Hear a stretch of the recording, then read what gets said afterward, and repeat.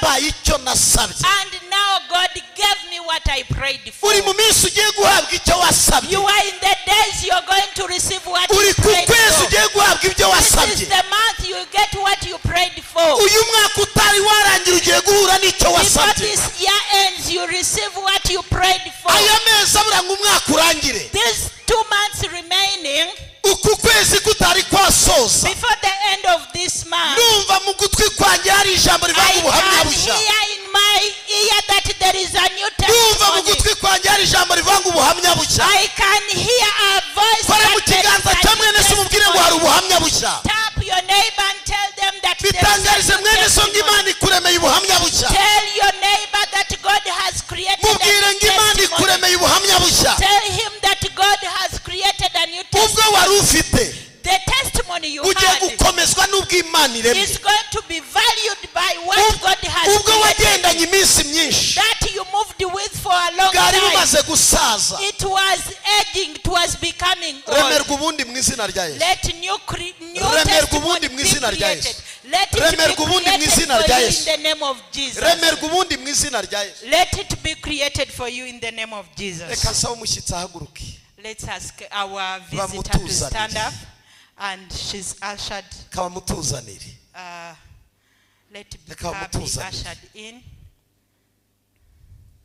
reka duhaguruke ku maguru yacu tumwakire duhagaze. Let's mu stand muco up w'abana and b'imana welcome guhagurukira her. ijambo ry'imana. It's a good habit for N'umuco the w'abana children b'Imana. of God. It's a very good habit. Esther You're very welcome. Esther turagukunda cyane. We love you so much.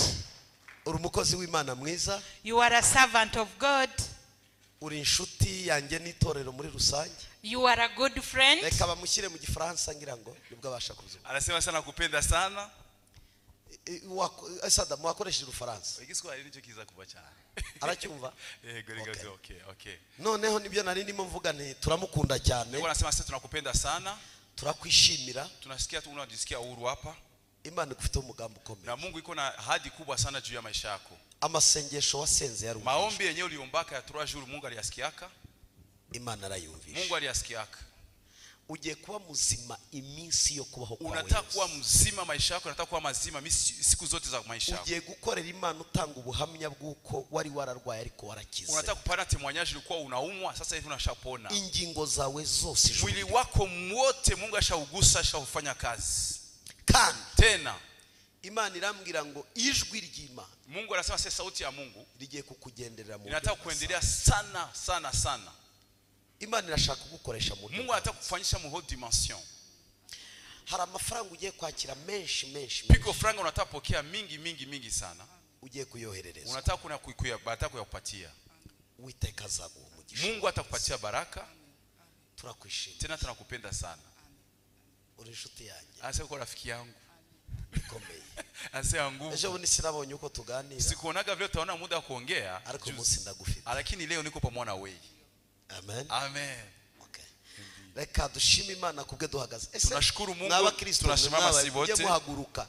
Nimutamenya kubaha abantu bari mu Imana. Kama muyui kushukuru watu ba Mungu benyi kwa nane Mungu. Timushobora kubeshya ngo mwubaha Imana. Hawezi kusema sasa mnatia Mungu, mnatia Mungu. Wakubaha Imana utabonye utubashye. Hawezi kutii Mungu yenyewe uyaonaka na utii batumishi yake. Iyo tuvuze ngo duhaguruke. Yesu anasema bashimame. Ntabwo ari Esther duhaguruke. Atushimamie Esther. Duhagurukira Imana iri muri Esther. Tunashimamia Mungu iko mu Esther.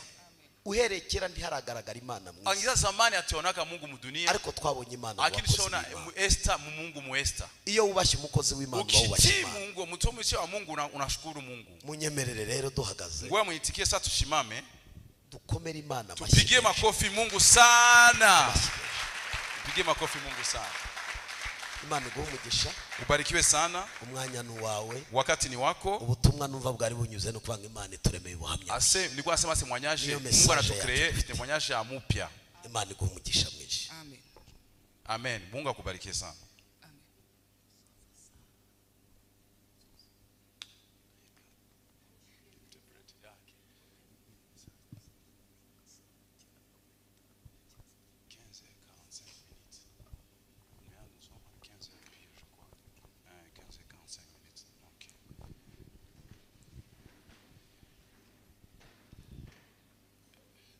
Peuple de Dieu, bonjour. Bwoko bw'Imana mwaramutse. Je vous salue encore dans le nom précieux de Jésus. ndababwira ndabasuhuza mu izina rikomeye cyane. Je suis très contente d'être au milieu de vous. Ndanezerewe cyane kuba ndi hagati muri mwebwe. Que je peux avoir les babouches. Mwanzanira twa dukweto dutoya two hasi.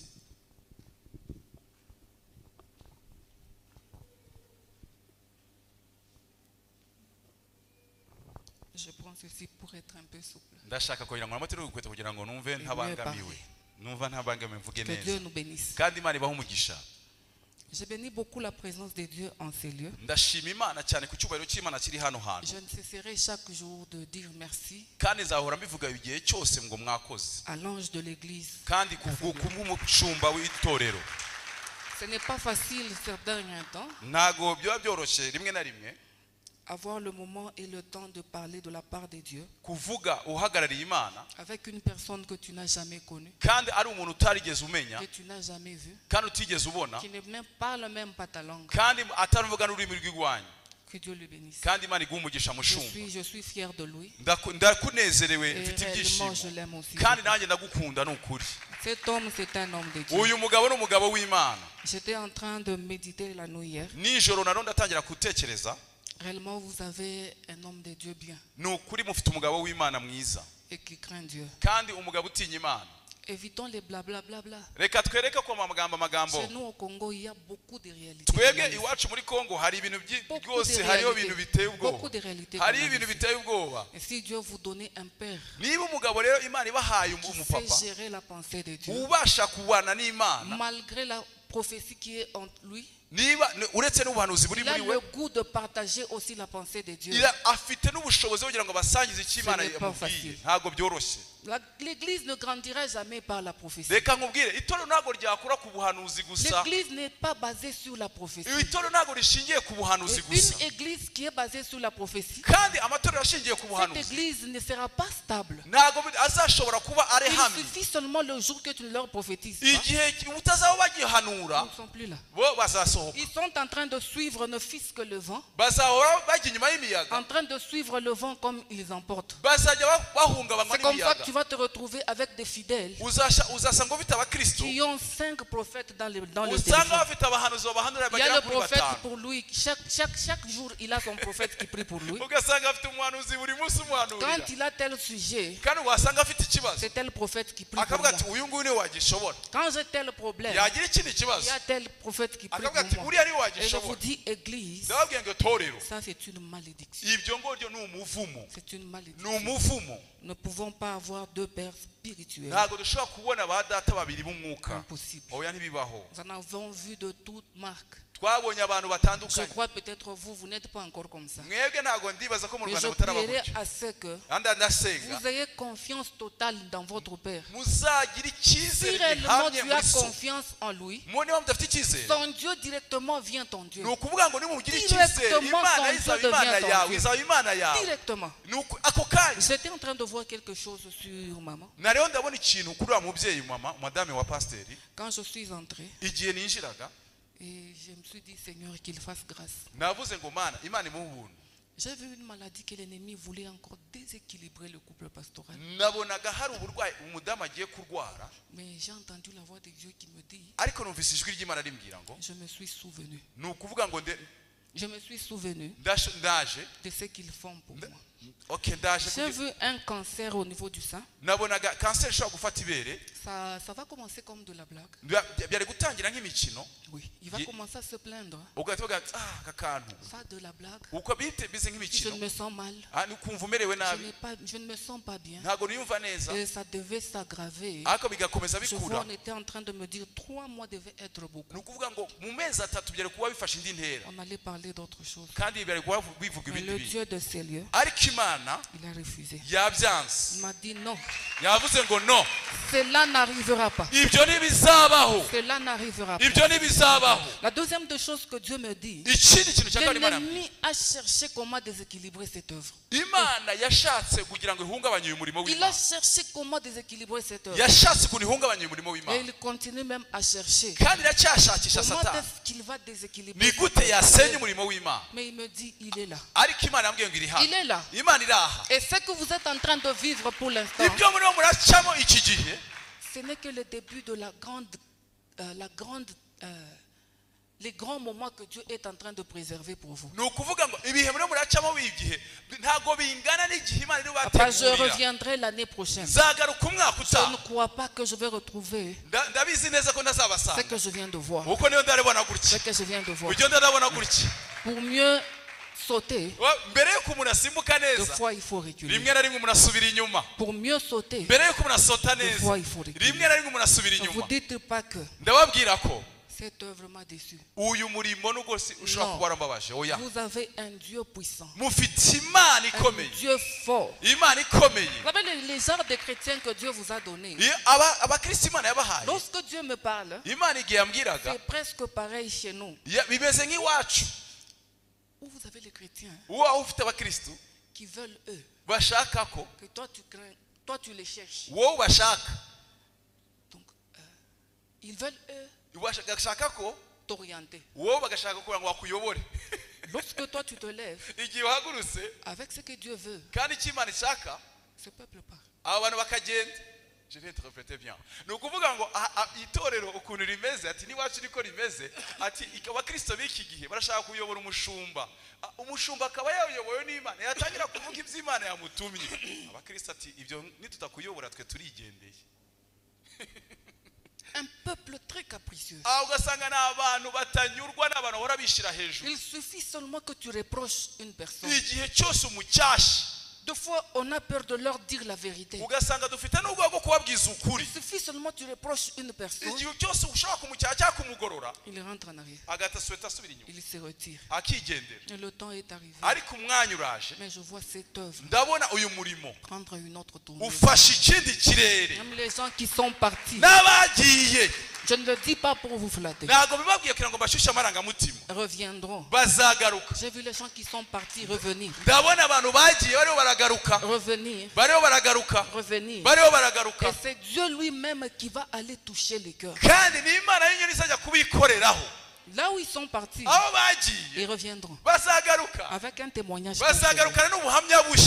Ils reviendront. Parce que j'ai vu à un certain moment un fort déséquilibre. Je me dis, tout celui à qui j'ai attaché à cette vision, qui est en dehors, va rentrer. ubuhanuzi bw'itorero buri muntu wese Imana yakize muri iri yerekwa aho yagiye icyo yagiye gukora agiye kongera kugaruka muri Bethlehem aho yicaye Imana nicyo gihe igiye kumukoraho Uwiteka agiye kumukoraho nta protocol zamukoraho nta mushumba zamukoraho nta message y'umushumba nta message y'umudiakoni Uwiteka ni ugiye kumukoraho yaba ari hanze yaba yicaye mu itorero apfa kuba ari muri iri yerekwa Uwiteka aramuzanye. Ils vont revenir. Bagiye kugaruka. Ils vont revenir. Et je vois la particularité des gens que Dieu va associer à cette œuvre. Les gens qui seront là pour travailler. Les gens qui seront là pour faire l'œuvre de Dieu. C'est le moment auquel je vois l'homme de Dieu qui va enfin respirer. Enfin respirer. Je vois cette vague-là venir. Dieu va amener des gens qui vont faire à ce que l'église soit stable, que l'homme de Dieu puisse réellement se reposer. Puisse se reposer. Je suis en train de voir beaucoup de choses. Je vais passer un petit temps de message que Dieu m'a mis à cœur. Lorsque l'homme de Dieu était en train de parler, c'est parce que la langue, je ne la comprenais pas. Quand on était en train de m'interpréter, vous savez, je sentais comme un décalage. Comme un grand décalage. Mais au fin fond, j'ai compris ce que l'homme de Dieu était en train de dire. En tout cas, je me suis dit, réellement Dieu est dans ces lieux. Il y a un message que Dieu m'a donné pour ces lieux, auquel je suis venu confirmer et continuer la pensée que l'homme Dieu lui a donnée. Il m'a dit ceci. Va leur dire, malgré la loi, ma grâce les suffit. Malgré la loi, ma grâce à moi Dieu les suffit. Quand j'ai vu l'homme de Dieu en train de parler, il était en train de parler du nouveau témoignage. Je me suis dit, ces gens ont compris le temps à laquelle ils sont en train de passer. C'est un moment où Dieu lui-même vient avec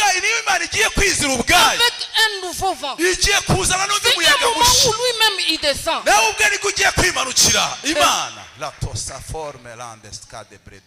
Si vous êtes distrait, moi je prendrai cette grâce et partirai.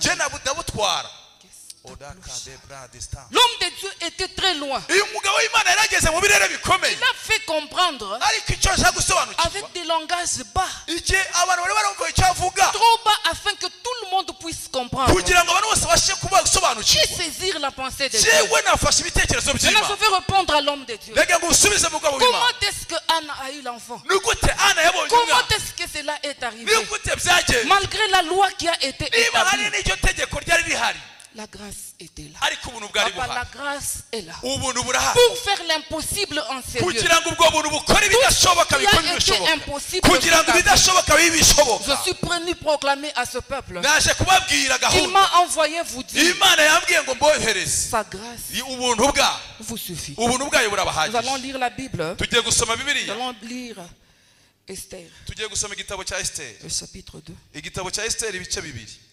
Le chapitre 5, le verset 2.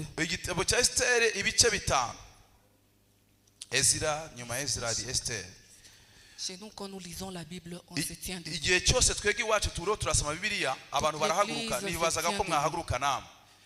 C'est un temps très précieux. La parole de Dieu, c'est Dieu lui-même qui est en train de nous parler. Et c'est comme ça que chez nous, quand on lit la Bible, directement tout le monde se tient debout.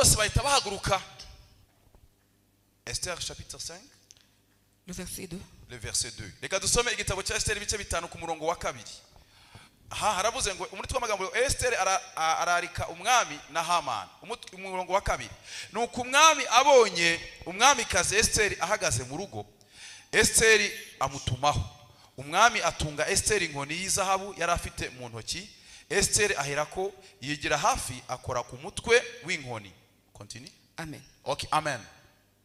Vous pouvez vous asseoir. Mushobora kwicara. Je crois que tous nous avons écouté la lecture de l'homme de Dieu. Lorsque papa était en train de parler, quand tu regardes la vie de Anne,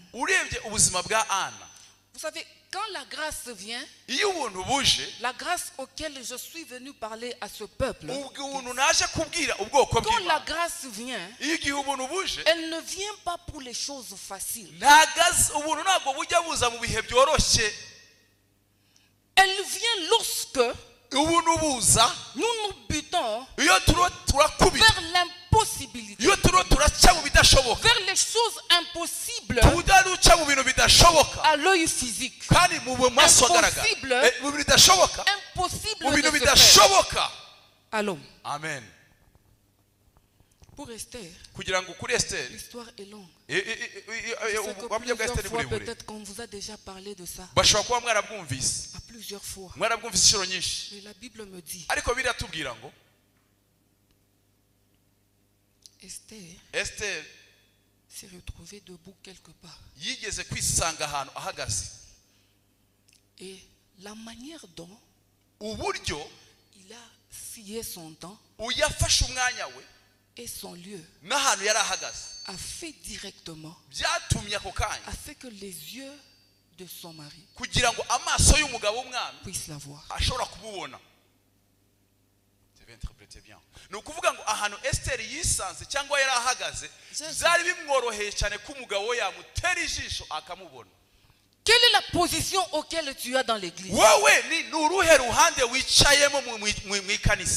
Quelle est la position que tu as dans les choses de Dieu? Quand il lit avant, Esther a donné à tout le peuple de prier, de jeûner et de tout faire. Mais quand il s'agissait d'aller rencontrer le roi, Esther a pris une position auquel le roi devait porter les regards. Quelle est ta position dans l'église? Quelle est ta position dans l'église? Tu viens à l'église quand tu veux.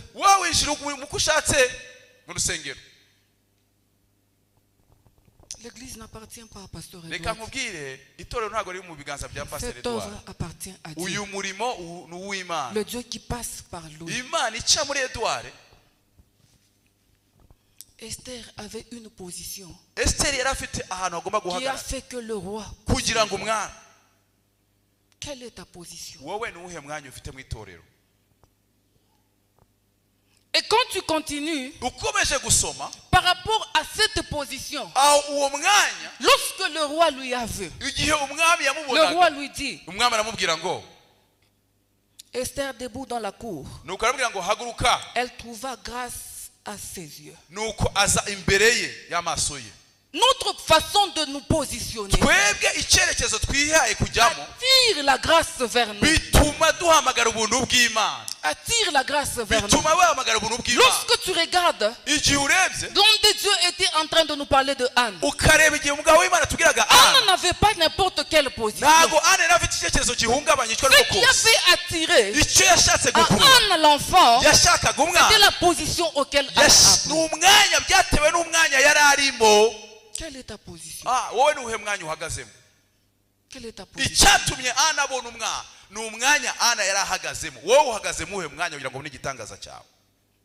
Je ne veux pas dire que cet homme d'Élie ne savait pas que cette femme avait besoin d'enfants. Plusieurs fois peut-être elle est allée vers cet homme pour se plaindre. Homme de Dieu, Pénina me fait ceci, cela. Il y a ceci, cela qui se passe. Quelle est ta position? Lorsque Dieu se rapproche de nous, lorsque sa grâce s'approche de nous, quelle est sa position? Quelle est sa position? La Bible dit le roi, lorsqu'il regarda la femme, directement, il prend la sceptre, il lance à sa femme. Vous savez, la loi des Mèdes et des Perses, c'est une loi qui est inchangeable. Une loi très très mauvaise. Une loi inchangeable. Même elle-même, quand elle partait, elle disait à son peuple, oui, s'il me faisait grâce d'entrer, j'entrerai. Je vous ai dit, la grâce, elle vient lorsque les choses deviennent trop compliquées. Lorsque vous regardez, il y a aussi l'impossibilité.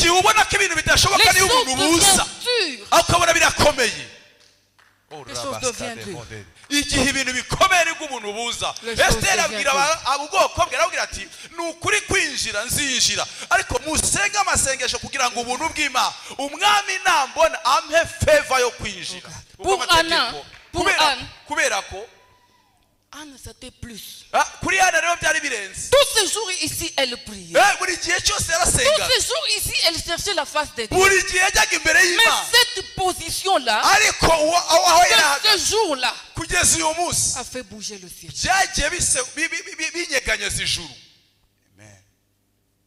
Quelle est ta position?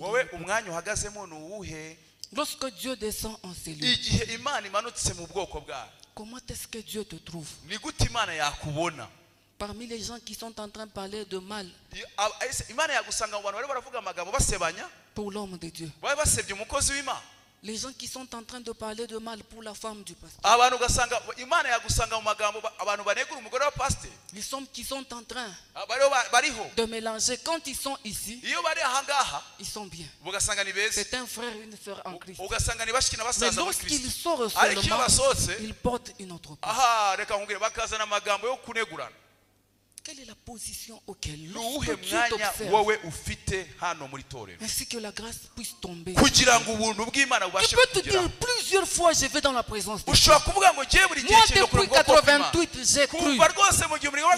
Dans ces lieux, as-tu déjà pris la position auquel qui fera à ce que la grâce de Dieu puisse réellement se porter?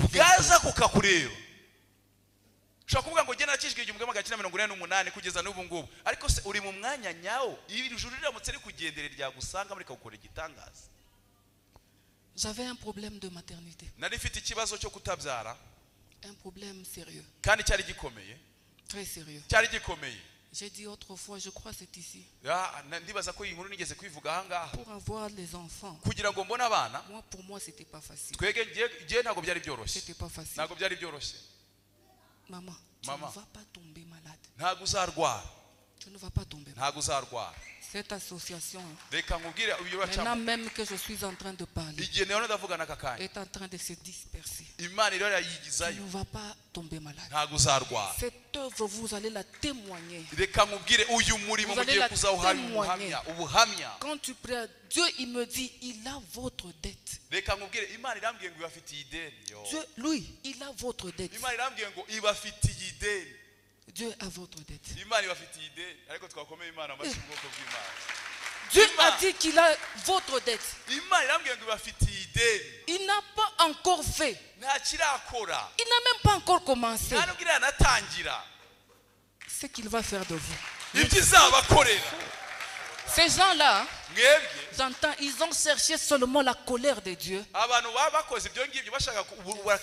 Et de faire à ce que Dieu s'avance vite, vite. Que je sens réellement la colère de Dieu planer sur vous. Dieu me dit, il a votre dette. Il n'a encore rien fait de ce qu'il vous a dit. Rien. Vous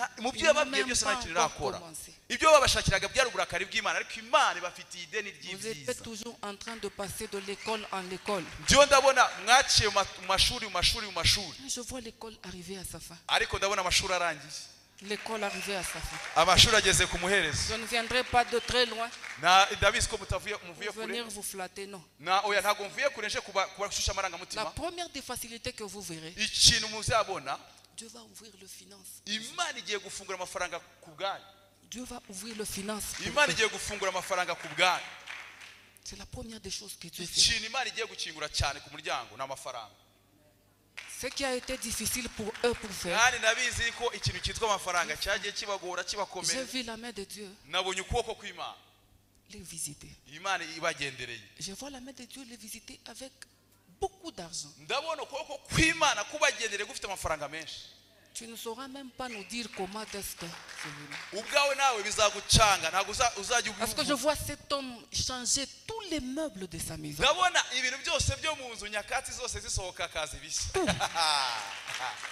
Ils étaient en train de se dire femme et mari. La première des choses que nous ferons lorsque Dieu va nous visiter, c'est de changer l'entourage de la maison. Oui, vous allez la changer. Vous allez tout enlever dehors. Parce que l'école est arrivée à sa fin. Vous n'allez plus vendre les habits, maman. Vous n'allez plus vendre les habits pour terminer l'œuvre de Dieu. Non. Pour payer les études, non. Homme de Dieu, vous n'allez plus prendre vos histoires, les vendre pour que vous puissiez vous sentir stable. Non. J'envoie la main de Dieu qui m'a dit, il va rembourser tout toutes choses qu'il a pris. Tout ce que Dieu a pris de vous, il va le remettre. Et dans une dimension extrême. Dans une très forte dimension. Je vais interpréter. Nukuvuga ngo nta kintu na kimwe mwari wo muratekereza mwigeze kwicara we n'umudamu wawe muravuga ngo Imana nitugirira neza. Izi mbumburi zishaje zo muzo muzasohora hanze. Imana igiye kubaha amafaranga, igiye kubaha uburyo mugiye kugura ibindi bintu bishya, mugiye kugura ibindi bintu bikomeye cyane. Ntago muzagurisha imyenda kubw'uyu murimo, ntago muzagurisha ibintu mwicayemo mu nzu kubw'uyu murimo. Imana ifunguye amafaranga menshi cyane, Imana ifunguye uburyo, Imana ifunguye uburyo ku buzima bwanyu mu izina rya Yesu, kuko ishuri rirarangiye ry'Imana. Maman était prête à se fatiguer. Madame Pasteur, elle est fatiguée. Ce que nous avons fait pour Dieu, tout ce que nous faisons pour Dieu, dans notre maison, la priorité c'est Dieu. Quelle est la vie auquel nous sommes en train de vivre? Pourquoi est-ce que ce Dieu-là ne vient pas à nous? Il est là, il vient. Il est là, il vient. Vous allez même, si Dieu vous visite, nous sommes vos voisins quelque part. Notre numéro aussi va passer. Je sens un vague terrible de bénédiction. De bénédiction. Non, attendez, vous allez voir. Cet homme n'est pas fou. Non. Avec ce qu'il fait, il n'est pas fou. Oui, Dieu l'impose. Dieu l'impose. Et c'était une école pour vous. Dieu a pesé l'obéissance au milieu de vous. Et je vous dis, ce couple, c'est un couple aussi qui a connu. La loi n'était pas facile. Les lois ne sont pas faciles sur ce coup. Même s'ils tiennent comme ça, c'est parce que Dieu existe. Ou sinon, les réalités des choses que Dieu me montre. Wow. Quelle est la position dont tu es? Toi, tu te dis, chez nous, pour marier seulement une fille, ce n'est pas facile. À moins qu'on puisse l'engrosser, puis après partir. À la maison, c'est comme il y a une maternelle.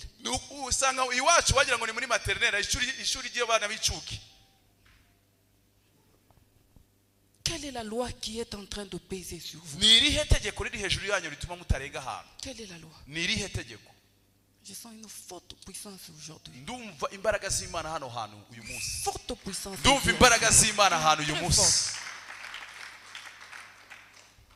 Wow, Dieu est en ces lieux.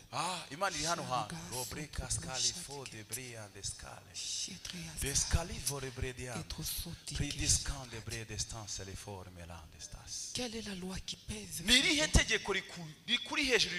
Esther a vu. Il s'est dit, ça c'est la mort. Ça c'est la mort. Si Dieu ne nous vient pas en aide, nous allons réellement mourir. Quelle est la loi qui pèse sur toi? Auquel si la grâce de Dieu ne s'approche pas de ta vie, réellement tu vas vivre la mort. Réellement la vie ne sera que celle-là. Où tu vis pour avoir $100 seulement, c'est un problème. Et lorsque le $100 arrive, la maladie aussi vient.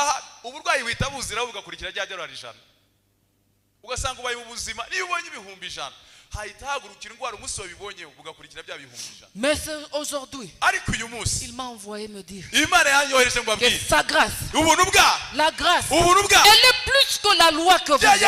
ubuntu bwayo burenze amategeko, burenze amategeko bagushiriyeho, burengeze inama bagushiriyeho. Ubuntu bwayo bwamanutse burarusha la loi qui a été établie. burarusha amategeko gutsikamiye. La loi des maîtres et des pères, ce n'était pas n'importe quelle loi. C'était une loi inchangeable. Ça ne pouvait jamais changé. Le roi qui a aimé Daniel s'est retrouvé une fois en train de regarder Daniel dans le fosse, incapable de sauver cet homme. Pourquoi? Parce que la loi était forte. Je ne vous parle pas des systèmes qui sont faciles. L'argent peut payer, non, non. Non. Non.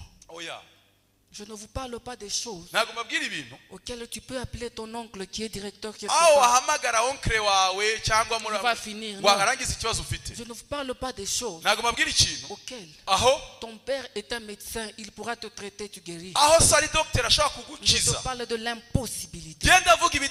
Que la grâce est en train de venir. Qui est là présent aujourd'hui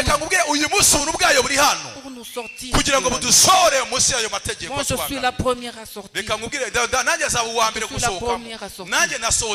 Comme j'ai senti la présence des Dieu, moi aussi je tombe dans cette eau. Je suis la première à bénéficier de cette grâce. Quelle est la loi qui est en train de peser? Quelle est la loi qui pèse sur nous? À quoi est-ce que vous êtes tous en train de connaître? Toi, pour avoir des beaux habits, il faut qu'on enlève, quelqu'un t'enlève pour venir te donner. Toi, tu n'as pas des habits à ton goût. Tu as seulement les goûts des autres. Quelle est la loi qui pèse sur toi?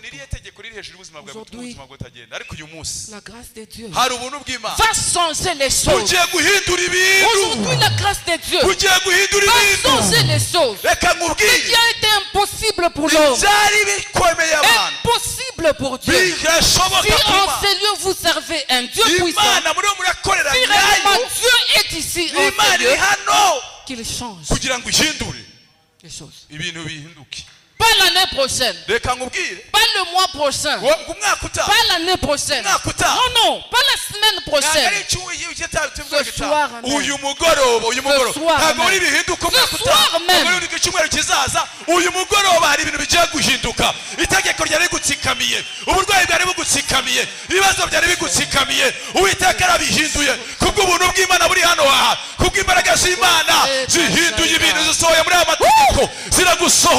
izo mbaraga zagutsikamiraga, ibyo bibazo byagutsikamiraga, ubwo burwayi bwagutsikamiraga, iyo karande yagutsikamiraga, Uwiteka ubuntu bw'Imana bihinduye bije mu buhamya busha. Uzongera kwambara ibikuburirano, uzongera gukuburirwa, uzongera kucunaguzwa, uzongera pratas katele brande. Il a dit, Pierre a dit ceci. Reka ngubwire kandi yavuze ngo, Pierre a dit à Jésus, Yesu, parce que tu l'as dit, je vais jeter mon filet. Parce qu'il a dit ce soir, il est venu faire l'impossible. Moi je crois en cette parole. Je ne sortirai pas ici la même. Non. Cette loi qui pesait sur nous est appelée à tomber.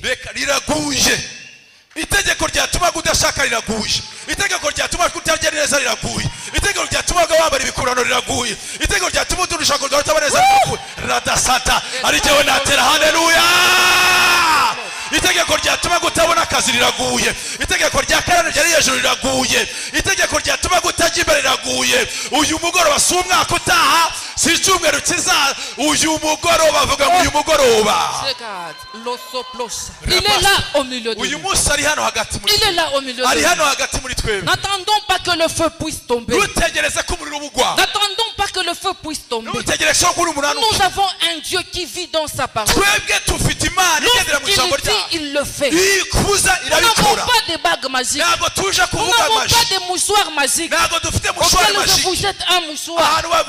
Vous vivez, non, non. Nous n'avons que sa parole. Nous ne marchons avec sa parole. Ce qu'il dit, nous croyons en cela. Nous croyons en sa parole.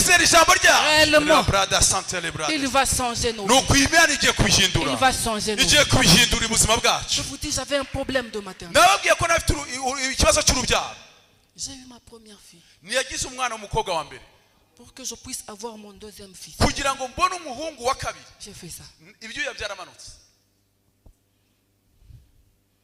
Je suis passé à 6 à 7 avortements. jewe naciye mu bihe bitandatu byo gukuramo inda nyuma y'umwana wa mbere w'umukobwa abandi bakurikiyeho inda zavuyemo ari 6 iya mbere iya kabiri iya gatatu. Certaines que tu es en train de voir certaines choses. rimwe rero hari ibintu buryo ubona C'est pas normal. bidasanzwe Tant que tu ne t'es pas encore positionné igihe cyose utarishyira mu mwanya comme Anne l'a fait. kuko Anna yabikoze. Là, Anne s'est positionnée Anna yishyize mu mwanya comme cette femme d'Esther qui a fait. kuko Esther Elle yabigenje s'est positionnée dans la cour yishyize mu mwanya auquel le roi devait voir. kugira ngo umwami Où amurebe est-ce que cette femme amubwira ngo était? nicyo ashaka. Quelle est ta position? wowe uhagaze hehe wowe?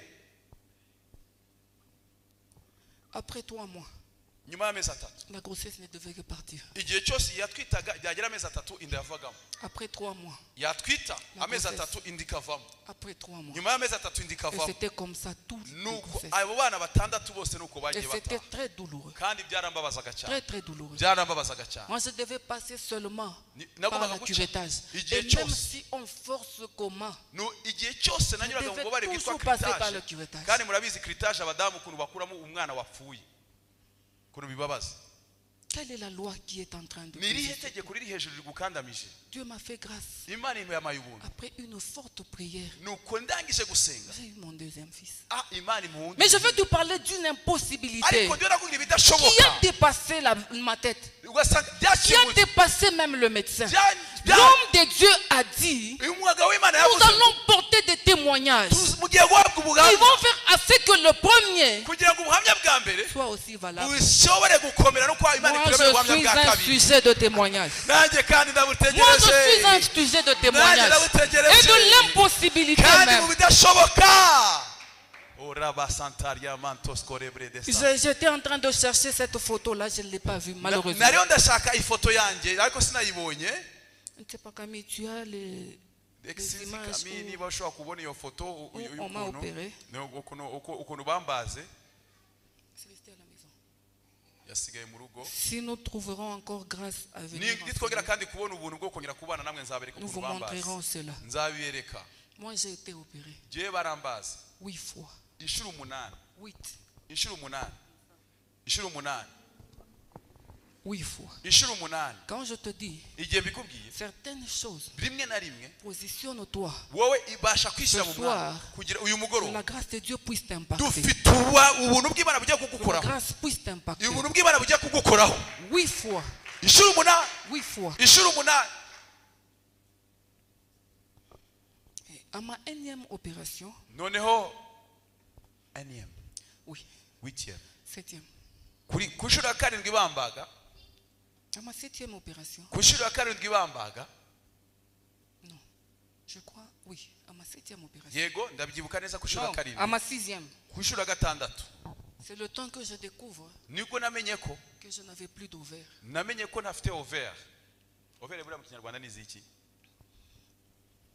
Ce qui fait, c'est que la femme puisse avoir les kugira enfants. ngo ubone umwana ubashe gusama. Si la femme n'a pas d'ovaire, iyo umuntu adafite ovaire elle n'aura pas d'enfant. ntabwo ushobora kubona umwana. Impossible. ntibishoboka. Et on m'opère. ugiye bambagaga Je sors dans cette opération. nsohotse muri operation C'était à Kolwezi. C'était à Kolwezi. nabera muri Kolwezi. Le médecin stagiaire vient nuko umustajere araja dans la salle. Il me dit, arambwira ngo parce que j'étais au Réa,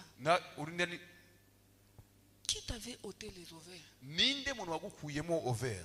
Pourquoi est-ce qu'on t'avait enlevé? kubera iki se ovaire zawe Or, zitazi? pendant ce moment, igihe cyose aho moi j'étais en train de chercher l'enfant. genda ndashaka umwana.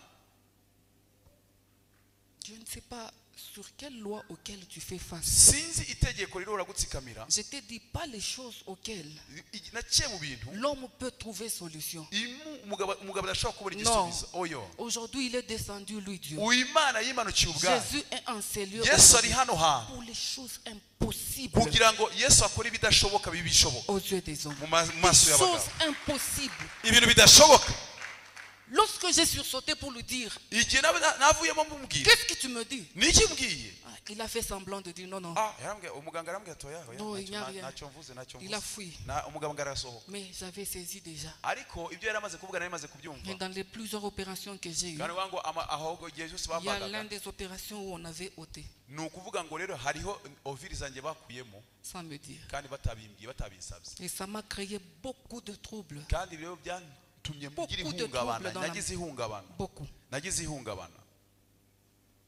Que faire? Je sors de cette opération. Le médecin qui me dit, encore après 3 mois, on doit te repérer.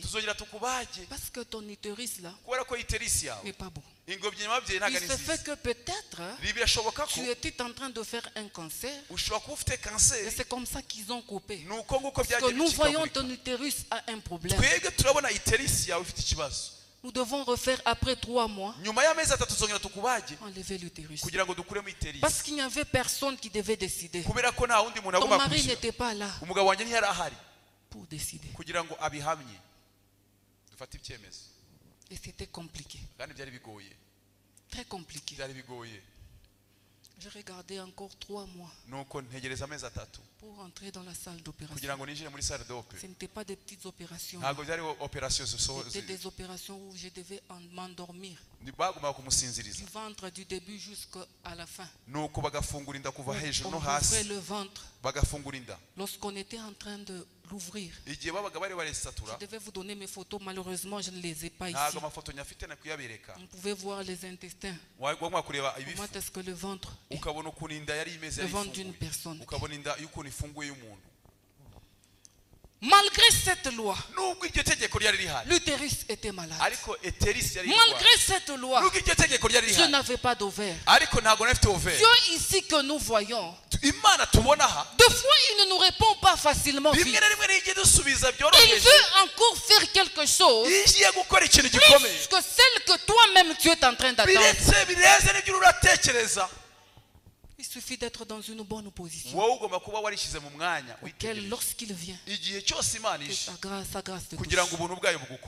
Je vais interpréter bien. Hari igihe rimwe na rimwe duca mu bintu bikomeye, duca mu bintu bitubabaje, ariko iyo Imana igiye gukora ikintu kidasanzwe ntago igushyira mu bintu bisanzwe, igushyira mu bintu birenze ubwenge bwawe, ikagushyira mu bintu birenze uko utekereza kugira ngo ize gukora. Icyo usabwa wowe, urasabwa kuba mu mwanya igihe Imana izaza kugira ngo ubwa buntu bwawe buzagukorera. Il est ce Dieu ici. Il est le Dieu de l'impossible. Il s'est fait que on m'a encore opéré. D'abord c'était impossible. Moi et mon mari, on vivait comme des amis. J'étais malade à tout moment. Quand je dis on vivait comme des amis, il y a des grandes personnes, vous comprenez. Donc c'était comme ça. Impossible. Et pour lui et pour moi. On peut dire pour avoir un enfant, c'est impossible. Murabyumva byageze aho kugeza uburwayi bwagiye bufata indi ntera kugeza ugihe umugabo n'umugore bibana nk'abajama. Mwababye uva nawe. Amahoro ya Kristo yaragiye. Impossible. Zari bitoroshe. Impossible. Zari bitoroshe kandi dushaka umwana. Le Dieu qui est au ciel, c'est un Dieu des cas impossibles. Comme il a aidé Anne, il va aider Esther. Ce soir, il est là pour relever le grand défi. Pour relever le plus grand défi. Pour bouger l'homme fort. Il me dit, une fois, la 7e, la 8e fois que je devais être, la 7e fois que je devais être opéré, j'ai commencé un trouble. Je vais à l'hôpital. On ouvre encore le ventre. On ouvre tout le ventre. Je sors de cet hôpital. Après je crois 10 jours, je sors. Mais je n'étais toujours pas guéri. La plaie s'était infectée. Je devais commencer à rentrer chaque fois pour nettoyer la plaie. Écoutez maintenant ce que Dieu a fait dans cette impossibilité. dans cette impossibilité. Là, il est en train de te pousser. Il est en train de créer un miracle. Auquel même l'homme ne dira pas que c'est moi. Là, il y a des choses que Dieu n'aime pas partager la gloire avec une personne. Il aime faire les choses lui-même. Pour lui-même. C'est ce qu'il est venu faire. C'est ce qu'il est venu faire. Je vais te répéter bien. hari ari bari kukujyana wumva hakubabaje haragucanganyikishije ariko aho hari kugusunikira nigiye gukora igitangaza cy'umwana w'umuntu atakora icyubahiro cy'Imana ntabwo giye gisangirwa n'umwana w'umuntu Imana ikunda kwiharira icyubahiro cyabo Imana igiye kugukorera nishira Imana abantu batazavuga ngo twarakoze nta kotizasiyo ihari ya so nta kotizasiyo ya nyoko nta kotizasiyo ya mwene wanyu ni Imana igiye kugikora abantu bakavuga ngo dore igitangaza kivuye mu bise by'Imana. Je me rappelle une fois nous avons voyagé avec mon mari. On devait aller bénir un mariage. Là où nous sommes partis, nous sommes retrouvés mari et femme. Femme et mari. Une fois après des années. Lorsque je dis ça, nous avons les enfants au milieu de nous. Nous passons en direct. Les grands comprennent. Les grands comprennent. Igihe kimwe bigeze gufata bajya gutembera nyuma y'ibyo burwayi bwose baza kwisanga we n'umugabo we murabyumva namwe ibyahabaye. Nous nous sommes retrouvés comme mari. Or c'était un temps auquel, au moment auquel Dieu attendait. Oh my goodness, my goodness. Il attend seulement une position. Je vous ai dit, il attend seulement une position. Une position. Comment se fait-il que tu as besoin que Dieu puisse t'aider? Incapable de prier 5 minutes. Incapable de prier 30 minutes. Incapable d'arrêter la bière.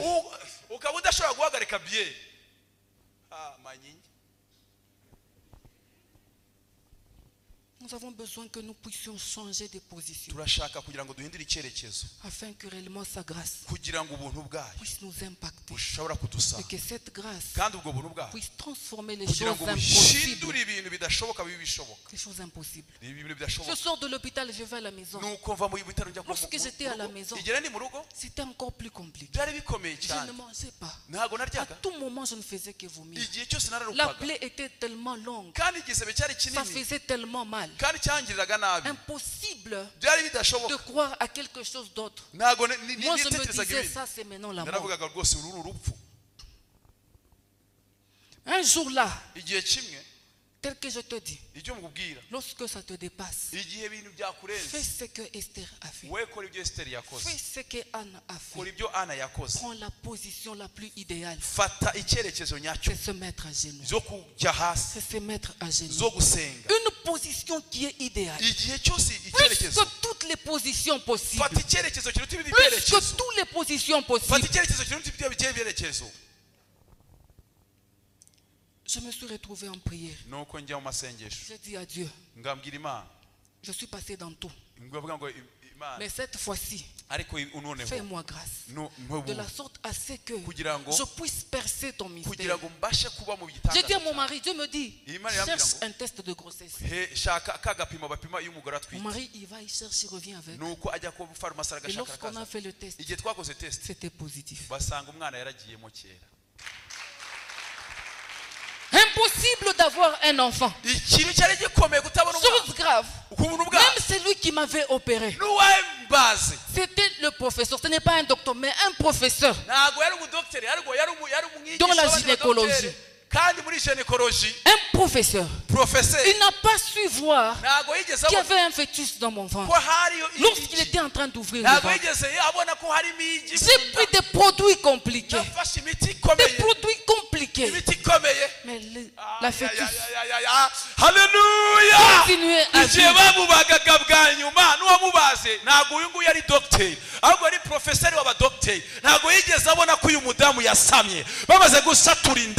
Umudamu agiye nuko uyu mudamu afata ibihe byo gusenga Imana afata ibihe byo kwegera Imana agiye kumva mu kwegera Imana yumva ijwi ry'Imana amubwira ngo twira umugabo wagiye kuzana test de grossesse kakandi bapimisha abagore kwinda yamaze kujyamo amaze kukazana arapima asanga inda yagiyemo ari umugabo niye amenye igihe yagiriyemo ari n'umudokiteri yamubaze n'amenye igihe yagiriyemo igitangaza kirimo aho ngaho nuko wamubaza atigeze akora kwigiye. Il ne pouvait pas voir. Ntago bigeze abibona. Il ne pouvait pas voir. Sinzi ko muri hano icyo ni igitangaza gikomeye. Lorsque je devais aller synthétiser les choses. Igihe nagiye aho ngaho ndariza imibiri. Le temps est jaloux. Umwanya waducitse. Le temps est très jaloux. Umwanya waducitse. Lorsque je suis parti voir le médecin pour savoir c'est quel jour, ça a combien de temps dans est-ce que ça sera possible? Et lorsque je vais à l'hôpital pour faire les tests, on me dit que tu as une grossesse de 2 enfants. Notre Dieu, il crée l'impossibilité. Le témoignage que tu viendras avec après ce jour va dépasser celle de va donner la valeur à celle de la première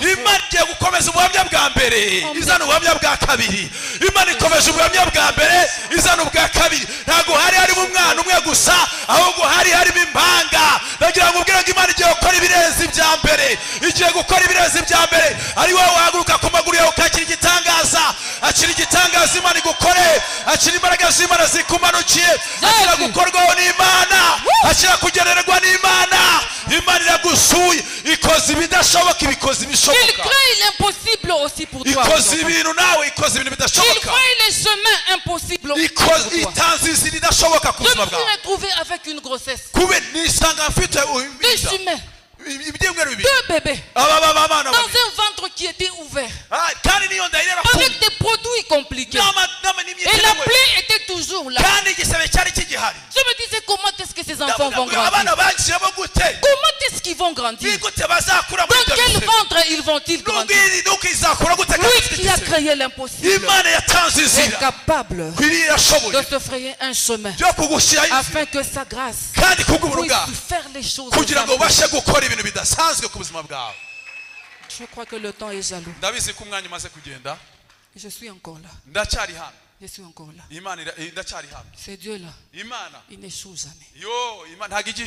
Ce soir, je veux que tu puisses porter ce que tu sens que chez nous c'est impossible. Chez nous c'est impossible. Chez nous c'est impossible. Que Dieu nous bénisse.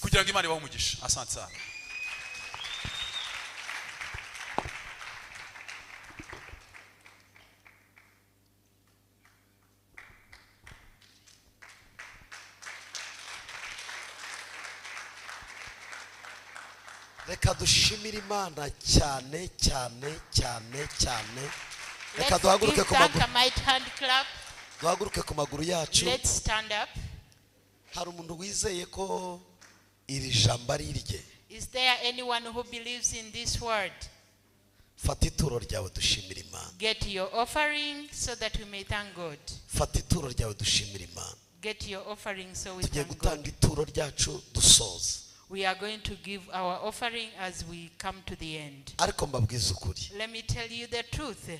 Ntihagire ikintu na kimwe kizatuma umenyera ijambo ry'Imana. There shouldn't be anything that should make you used to the word of God. Bibiliya iravuga ngo umubibyi yabibye imbuto. The Bible says that a sower sowed the seeds. Zimwe zigwa ku kawa. Some dropped on the rock inyoni zirazitoragura and the birds picked them up. Izindi zigwa mu mahwa. Others fell into thorny bushes. Ziramera. They grew amahwa arazimiga. But they died because of the thorns. Izindi zigwa mu nzira. Others dropped on the way. Barazikandagirana ziburaho zirigitira and they were stumbled over so that they didn't grow. Ariko havuga indi yaguye mu butaka bwiza. But there is another thing that fell into a fertile soil. Ngwiyigereranywa n'umuntu wakira ijambo ry'Imana nezerewe kandi agahinduka rya jambo. That one is regarded to someone who receives the word of God and becomes that word. Icyo nsaba ni kimwe. What I'm asking is one. Ubu butumwa nibugwe mu mitima yasamye. Muhinduke ubuhamya. Falls into your hearts and changes them into testimonies. There is nothing else that works for us other than the word of God. This prophecy you have received, it's working for you. Make it your own. uturi ituro ryawe ubwira Imana ngo shimye ko icyo nasabye igihe kirekire namaze kugiha. And as you offer your offering, say, I thank God that I have received what I prayed for a long time. duturira Imana tuvuga ngo Mana turagushimiye ko ngewe ndaremewe ubuhamya bushya nabugiye. Let's offer in thanksgiving because a new testimony has been created for us. Murizeye? Do you believe so? Murizeye? Do you believe so? Buriya n'ibyago bikomeye.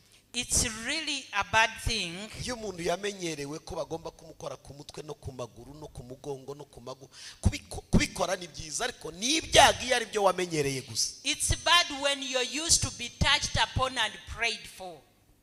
Kuko wemera ko Imana ikoza uko bagukozeho. Because you only believe that God works when they've touched you. Ariko iri jambo rivugiwa. But this word that has been spoken today, n'ubuhanuzi bw'ukuri. It is a full prophecy. Urabwakira urababyo nutabwumva n'ubundi uracyazenguruka. When you receive, you will live like it. If you don't, you will remain the same. Ariko iyo Mana yakijije. But that God who healed, niyo Mana igukijije. Who healed her is the one who has healed. Iyo Mana atabaye Esther akagera ibwami. The one that saved Esther, niyo Mana iguhinduriye icyicaro iguteretsa ahandi is the one who has changed your seat. Iyo Mana yahagaritse intambara za Hamani. The one that stopped the battles of Haman. Abayuda bagatabarwa. And the Jews were rescued. Niyo Mana yunamuye inkota yakurwanyaga. Is Genda ubamahoro mu izina rya that Yesu. has changed your story. Iyo Mana yatabaye abayuda intambara zigahagarara. Intambara zawe zirahagaze mu izina rya Yesu. That same God is working in your situation. Komera Imana amashyi ntacyo bitwaye mu izina rya Yesu. Reka ufate ituro ryawe. Get your offering. Fata momo yawe. Use your phone and do abakoresha telefone. For those who are using their phones. Reka mbahe kode nzi abariyo mukoresha 5 abakoresha telefone 5 Those who are using phones, you are going to use the code which is 50034. Yes. Ongera usubiremo nta kibazo. It is 50034. 5 amazero 334 5000334 That is the promo code and use it to give your offering. Abandi turatanga mu giseke nta kibazo. The rest we can use the baskets before us. Reka dushimire Imana kubw'uyu munsi. Let's thank God for today. Tuyishimire ibyidukoreye. We thank him for what he has done for us. We thank for the mighty works he has done. Tubwire Imana ngo irashoboye nta kinanira. And we tell God that he's mighty and he can do everything. Tuyibwire ngo turayishimira ko itugiriye neza. And tell him that we thank him that he has done good to us. Muhaguruke ku maguru yawe. Stand up on your legs. Reka dushimire Esther. Let's thank Esther. Ahaguruke tumushimire cyane. Please stand up so we may recognize you. Nagira ngo akakanya utere intambwe ze. Please come forth. Dufate ifoto hano. Urumva ntabwo nakureka mugende tifotoje. Reka na madamu uko amanuriye nawaze. Nakavuze ngo na mama president ariko ndabona taje. Mujye mwubaha amavuta y'abakozi b'Imana ba mama. You should respect the na famiye yawe on the servants of the Lord. Na famiye yose request your family to come over so that we may take a photo. Dufata kagafoto ku rwibutso. So that we will take this photo together. Katugushimire kubw'Imana ikurimo. We thank you for the God that is working within you. Reka tugushimire kubw'urukundo dukunda. We thank you for the love that you have for us. Turaha agaciro umwanya wawe. Turaha agaciro umwanya we. On donne l'importance à ce temps. Turubaha igihe cye yafashe cyo kuza hano. Et on respecte le temps que tu as passé avec nous. Urumwe mu muryango wacu. Tu es parmi les nôtres. Turakwakiriye mu muryango no mu itorero. T'accueillons dans notre maison, dans notre église. Inyuma y'uko uzafata indege ukahurengera ukagenda tuzakomeza tuvugana. Quand tu vas prendre l'avion et rentrer chez toi, on va continuer. Tugusezeraniye iri jambo. On te paie la promesse. Ntabwo tuzakurekura. On va pas te laisser. Tubaye umwe. Vous devenez un. Ngewe nemeye kuba musaza wawe. Il accepte d'être ton frère. Un Rwandais. igihe cyose uzaba uri hano mu Rwanda, tout le temps que tu seras au Rwanda, ntabwo uzongera gusubira iwanyu tutabonanye. tu ne vas pas rentrer chez toi sans que vous puissiez vous voir. Amasengesho yawe n'ayanjye agiye gukora iby'ubutwari. Et vos prières à deux vont faire des choses. Ndatekereza n'abagukurikiye online baranyandikiye bavuga ko banezerewe ku bwawe. Ils disent que ceux qui t'ont suivi en ligne, ils disent qu'ils sont très contents de ta performance. Dufite itorero riri hano n'abari hanze, church online. Il y a une église qui est ici sur place et une église en ligne. Twarishimye kubw'ubutumwa bwiza waduhaye. Ils sont contents pour le message que tu as fait passer. Kandi wadutumweho rwose. Mais tu les as surpris. Imana iguha umugisha. Que Dieu te bénisse. Uyu mudamu yakiriye ejo bundi ubutumwa mu nzozi. Cette femme a reçu un message dans le rêve. Bumumenyesha ko mu kwezi kwa 12 afite ubukwe ariko ntiyasobanukirwa ubwo ari. Dire que dans le 10e mois elle aura un mariage sans que ça sache ce que. Arakanguka arambaza ngo ubukwe nenda gukora ko nzi ko twashyingiranywe n'ubwiki. Elle a demandé, on est déjà mariés, quel est le mariage qu'on va faire encore? Murumva iyo cancer avuze birashoboka ko ari rwo rwara urupfu rwe. Vous comprenez que le cancer qu'elle a dit ce sera peut-être sa mort. Ndatekereza ko bisobanukiwe. Je pense que tu as compris. Imana ari kongera imyaka yo kubaho kugira ngo ukorere Imana. Dieu a ajouté la vie devant toi. Imana imwongera imyaka yo kubaho kugira ngo akorere Dieu a Imana. ajouté la vie devant elle pour qu'elle continue. Nagira ngo mbabwire rero ubutumwa buriya message yatanze uyu yamubwiye ku giti ariko mwe yatubwiye muri rusange mwumve ko Imana yavuganye natwe. Elle a donné un message particulier à maman, mais pour nous tous, elle a donné Murizeye en général. nimukomere Imana amashyi kubwe no kubw'umuryango wose yazanye nawe. Mureke dufate ifoto neza. Reka dufate ifoto neza mudufotore. Hano naheraho Imana iyi foto tuzahora twibuka ko ari umukozi w'Imana wakandagiye hano. Yes. Salade. Okay. Rakoze cyane. Thank you so much.